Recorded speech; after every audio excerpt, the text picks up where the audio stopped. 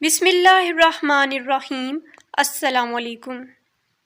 جماعت پنجم، اس video lecture میں آپ نظم ہوا چلی جس کے شاعر اسماعیل میرٹی ہیں کا خلاصہ پڑھیں گے۔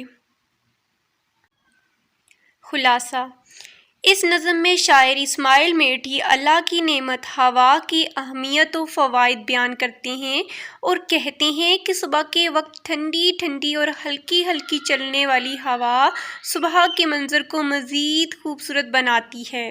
جب ہوا چلتی ہے تو کھیت اور پودے خوشی سے جھومنے لگتے ہیں اور کیاریوں میں تازہ پھول کھلتے ہیں۔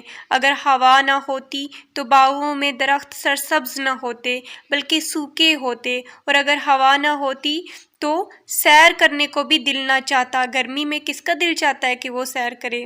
ہوا کی غیر موجودگی میں کوئی جاندار زندہ نہیں رہ سکتا۔